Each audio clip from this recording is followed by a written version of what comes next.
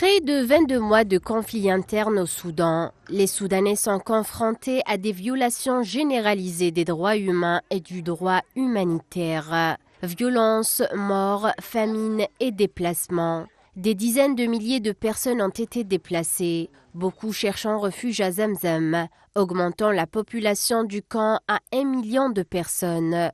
Les habitants du camp de déplacés de Zamzam, frappés par la famine, retournent à El Fasher après une ascension des attaques des RSF. Il y a actuellement un exode inverse de Zamzam vers El Fasher, une émigration inverse de Zamzam vers El Fasher. Depuis le début de cette situation, il y a environ 8 attaques à El Fasher. Le bilan des morts est jusqu'à présent 6 femmes, 8 enfants, 9 hommes et 2 membres de l'organisation.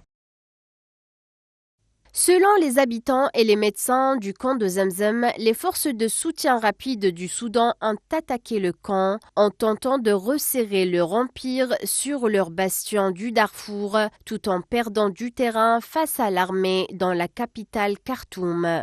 Cette semaine, les RSF ont mené de multiples attaques contre les habitants de Zamzam. Selon les personnes présentes sur le camp, ces déplacés qui retournent à El Fasher, une région où les RSF empêchaient l'acheminement de l'aide. Il existe une résolution du Conseil de sécurité, la résolution 2736, qui stipule expressément que la ville d'El Fasher ne doit pas être assiégée et que l'acheminement de l'aide ne doit pas être empêché. Mais les milices ne se sont pas engagées à respecter la résolution et continuent d'empêcher l'acheminement de l'aide. Notre question est la suivante. Que vont-ils faire, ceux qui ont émis la résolution? Si nous retardons, ne serait-ce que d'un jour, l'autorisation de déplacer l'aide, le monde va basculer et ils disent que la Commission impose des restrictions, empêche et retarde l'acheminement de l'aide. Ce n'est certainement pas vrai.